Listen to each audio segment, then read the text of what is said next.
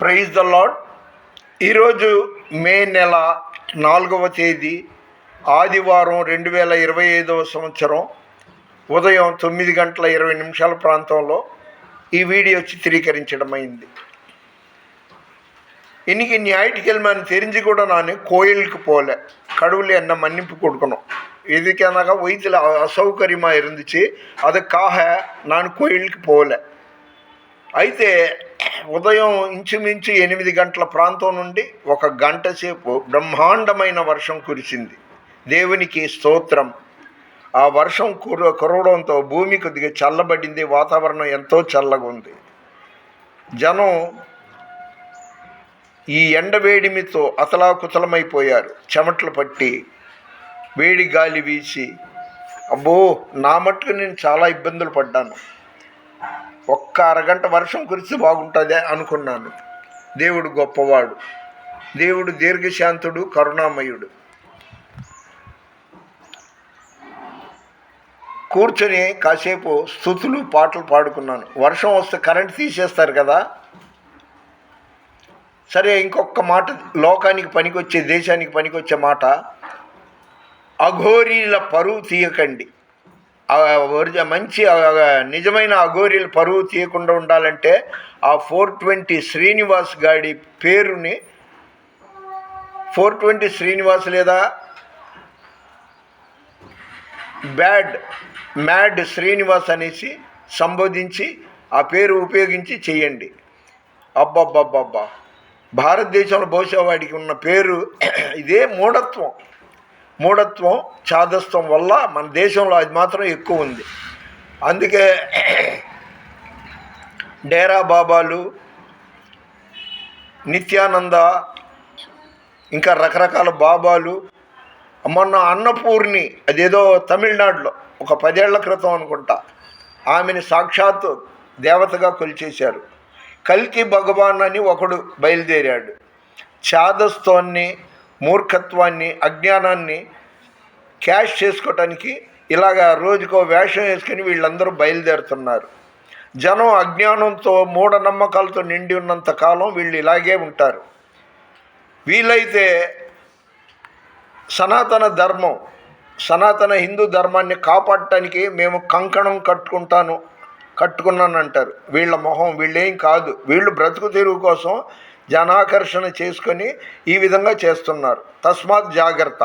ఇకనైనా మూఢనమ్మకాలు, చాదస్తాల్ని మానుకోండి. తమిళనాడులో అన్నపూర్ణి అని మీరు వీడియోల్లో చూసే ఉంటారు. అలాగే టోపీ అమ్మ, అరుణాచలం ఆ ప్రాంతంలో. డేరా బాబా సంగతి మనకు తెలుసు. నిత్యానంద, ఇంకా ఎందరో నాకు గుర్తు రావట్లేదు, కానీ కోకొల్లలుగా ఉన్నారు. జనం మూఢత్వంతో, దేవుడు ఆత్మ గనుక ఆత్మతో సత్యంతో ఆరాధించాలని బైబిల్ గ్రంథం సెలవిస్తుంటే జనాలు ఎవరిని పడితే వాళ్ళని, ఎక్కడ పడితే అక్కడ మొక్కడాలు, కాళ్ళకు దండాలు పెట్టడాలు చేస్తున్న నాళ్ళు మన దేశం ఎక్కడేసిన గొంగళి అక్కడే ఉంటుంది.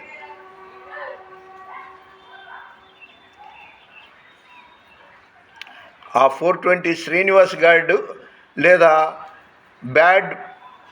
ఫ్రాడ్ శ్రీనివాస్ అని సంబోధించండి దయచేసి. పాపం అఘోరీలు ఎక్కడ ఉంటారో సాధారణంగా అందరికీ కనబడరు. వీడు నెంబర్ ప్లేట్ లేని కారు పెట్టుకుని తిరగడమే నేరం. ఆ కారులో మారణాయుధాలు అంటే కత్తులు, శూలాలు, తల్వార్లు పెట్టుకోవడం అది 2వ నేరం. 3వది, ఆమె ఎవరి దగ్గర 80 లక్షలు ఎంతో సినిమా నిర్మాత దగ్గర తీసుకొని మళ్ళీ ఇంకో 5 లక్షలు కావాలని బ్లాక్మెయిల్ చేయడం నేరం. పోలీసుల్ని బండబూతులు, డ్యూటీలో ఉన్న పోలీసుల్ని బండబూతులు తిట్టడం ఇంకా నేరం.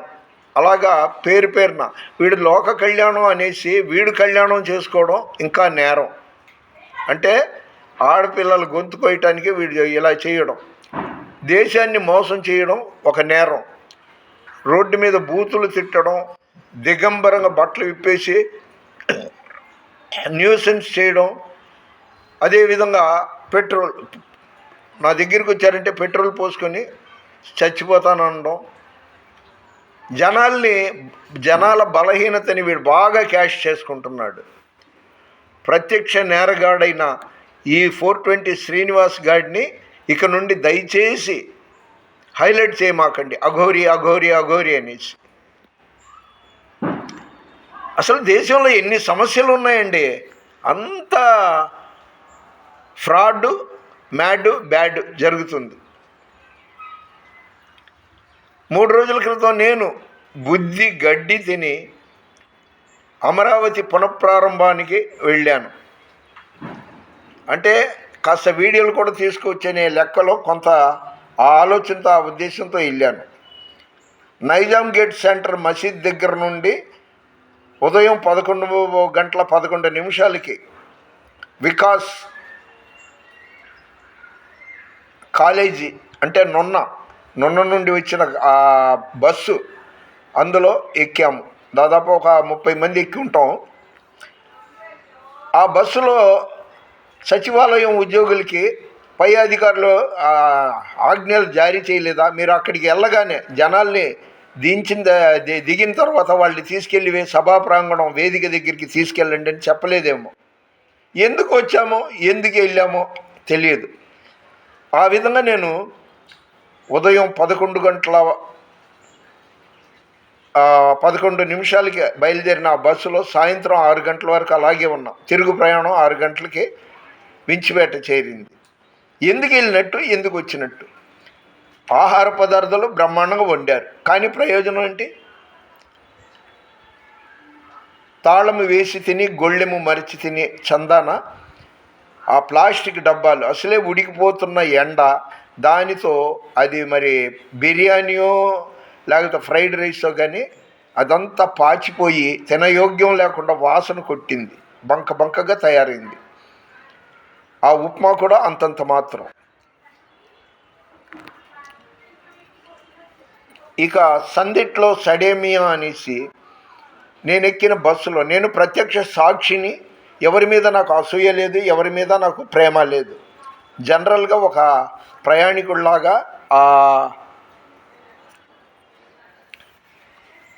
అమరావతి పునఃప్రారంభ కార్యక్రమానికి వెళ్ళాను. శిలాపాపం తలా పిడికిడు అన్నట్టుగా 12 గంటలకి ఒక అరటిపండు ఇచ్చారు, తిన్నాను. ఆ తర్వాత 2 గంటల ప్రాంతంలో ఒక అరటిపండు ఇచ్చారు, తిన్నాను. మొత్తం ఆ రోజు 12 గంటల నుండి సాయంత్రం 5 గంటల వరకు నాకు ముట్టిన మజ్జిగ ప్యాకెట్లు 5. తర్వాత అదేదో డ్రింక్ ఉంటుంది, ఓఎస్ఆర్ఓ ఏదో ఉంటుంది, అది నాకు 2 అందింది. ఇవన్నీ చెప్పడానికి కారణం ఏంటంటే ఆ బస్సులో ఉడికిపోయి అల్లాడుతున్నారు జనాలు, కిందకి వెళ్ళాలంటే భయం వేస్తుంది. అలాంటి నేపథ్యంలో అందిన కాడికి దోచుకున్నారు. అందులో కొందరు స్త్రీలో యువతులో. అట్నుండి తిరుగు ప్రయాణం 5ంటికి బయలుదేరినప్పుడు, అమరావతి నుండి బయలుదేరినప్పుడు మధ్యలో ఇక్కడ ఆపండి, మేము ఇది మా స్టేజ్, మేము వెళ్తాం అనేసి వాళ్ళు దిగుతూ ఒక 150 వాటర్ ప్యాకెట్లు, మరి కొంతమంది ఒక 50-60 మజ్జిగ ప్యాకెట్లు ఎత్తుకెళ్ళారు. అంటే జనానికి, పబ్లిక్కి పంచాల్సింది వీళ్ళు ఆ విధంగా చేశారు. ఆ ఓవరాల్ ఓఎస్ఆర్ ఏదో ఇవి కూడా పట్టుకెళ్ళారు. సందిట్లో సడేమియా అంటే ఇదేనేమో. ఏంటంటే అసలు ఎందుకు ఆ బస్సు పెట్టారు, ఎందుకు అమరావతి తీసుకెళ్ళి అక్కడి నుండి ఆ సభావేదిక ఎలా ఉందో కూడా చూడలేదు. కొత్త ప్రదేశం ఎలా ఉంటుంది ఏంటి చూద్దామని నేను వెళ్ళాను. మోడీ గారిని కూడా చూసినట్టు ఉంటుంది అనుకున్నాను. అబ్బే, అసలు ఆ ప్రాంగణం ఎలా ఉందో కూడా తెలియదు. దేశంలో ఏం జరుగుతుంది. అదే రోజు సాయంత్రం మోడీ గారు అక్కడ ప్రసంగిస్తుంటే ఆ సభావేదిక దగ్గర నుండి సుమారు 5 కిలోమీటర్ల దూరంలో భారీ అగ్ని ప్రమాదం జరిగింది. అక్కడ అమరావతి పునర్నిర్మాణంలో కావాల్సిన ప్లాస్టిక్ పెద్ద పైపులు అగ్ని ప్రమాదానికి గురి అయ్యి భారీ అగ్ని ప్రమాదం జరిగింది. రాజుల సొమ్ము రాళ్ల పాలు. అంత పెద్ద అగ్ని ప్రమాదం జరిగింది. పాలకులకి తెలీదా? ఇంటెలిజెన్స్ వాళ్ళకి తెలీదా? ఏంటో జనాల చెవిలో పువ్వు పెట్టడం తేలిక అనుకున్నారేమో. చాలా అసౌకర్యం జరిగిందండి. మళ్ళీ కొందరు మహిళలు ఆ పక్కనే ఏలూరుపాడు నుండి వచ్చిన బస్సులో, స్కూల్ బస్సులో వాళ్ళు అనుకుంటున్నారు, ఇంత భారీగా ఖర్చు పెట్టారు అంటే ఉప్మా, ఆ ఫ్రైడ్ రైస్ లాంటివి బాగానే వండి ఉంటారు, కానీ ఎండలో ఆ ప్లాస్టిక్ డబ్బాల్లో అది మగ్గిపోయి పాడైపోయింది. ఇంత భారీగా ఖర్చు పెట్టిన ప్రభుత్వం దీన్ని మళ్ళీ రికవరీ చేయటానికి ప్రజల నుండి వసూలు చేస్తుంది, అది మాత్రం ఖాయం అని చెప్పారు. కొంతమంది అంటే స్వాగతం పలుకున్నారు, మాట్లాడుకున్నారు లేడీస్. అయ్యో ఇంత దూరం బలవంతంగా రావాల్సి వచ్చింది, లేకపోతే డ్వాక్రాలో మా పేరు తీసేస్తానన్నారు అని. ఎంత భయంకరమైన, ఎవరు నేరస్తులు, ఎవరు మంచివాళ్ళు, ఎవరు చెడ్డవాళ్ళు తెలియని దౌర్భాగ్య స్థితిలో ఉన్నాం. దయచేసి మరొకసారి చెప్తున్నా, అరుణాచలంలో ఆ టోపీ అమ్మ అనే పిచ్చామిని, అన్నపూర్ణి అని తమిళనాడులో ఒక స్త్రీ 10 సంవత్సరాల క్రితం జనాన్ని తాను ఒక అమ్మవారు అన్నట్టుగా డబ్బు దోచుకుంది. ఇక నిత్యానంద, ఈ అఘోరి పేరిట ఈ దౌర్భాగ్యుడు శ్రీనివాసు, మన దేశంలో చాదస్తం, మూర్ఖత్వం, అజ్ఞానం అనేది ఉన్నంతకాలం ఇవి జరుగుతూనే ఉంటుంది. అసలు దేవుణ్ణి వదిలేసి కొత్త దేవుడండి, కొంగృత దేవుడండి అని వీళ్ళు ఎగబడుతుంటారు. తగిన శాస్తి నిదానంగా జరుగుద్ది. కాబట్టి తస్మాత్ జాగ్రత్త. ఎవడిని పడితే వాడిని, పందిని, పాముని, పుట్టని, చెట్టుని మొక్కడం మానేయండి. ఇది నాకు తెలిసి ఉన్న నా క్రైస్తవ సహోదరులు వాళ్ళు తమ సన్నిహితులకి చెప్పుకోవటానికి ఈ వీడియో చేశాను. మరొకసారి చెప్తున్నా, మే నెల 4వ తారీఖు ఆదివారం ఉదయం సుమారు 7:15 ఆ ప్రాంతంలో గంటకు పైగా మంచి వర్షం కురిచి భూమి చల్లబడింది. దేవునికి స్తోత్రం. దేశానికి పనికొచ్చే మాటలే అన్నాను. జాగ్రత్తగా మీరు మరొకసారి పరిశీలన చేసుకోండి. ఇది దేశానికి పనికొచ్చే వీడియో. పనికి మళ్ళీ ముండా కొడుకులందరికీ దండాలు పెట్టి కాళ్ళకు మొక్కి రకరకాలు చేస్తున్నారు. మా పరిశుద్ధ గ్రంథం బైబిలు దేవుడు ఆత్మ గనుక ఆత్మతో సత్యంతో ఆరాధించమని ఉంది. అదేవిధంగా మత్తయి సువార్త 18వ అధ్యాయం 20వ వచనంలో, ఎక్కడ 2-3 నా నామంలో కూడి ఉంటారో అక్కడ వారి మధ్యలో ఉంటానన్నాడు దేవుడు. అదేవిధంగా వాక్యం ద్వారా మాట్లాడతాడు. యోహాను సువార్త 1వ అధ్యాయం నుండి 1వ వచనం నుండి 5-6 వచనాలు చదువుకోండి.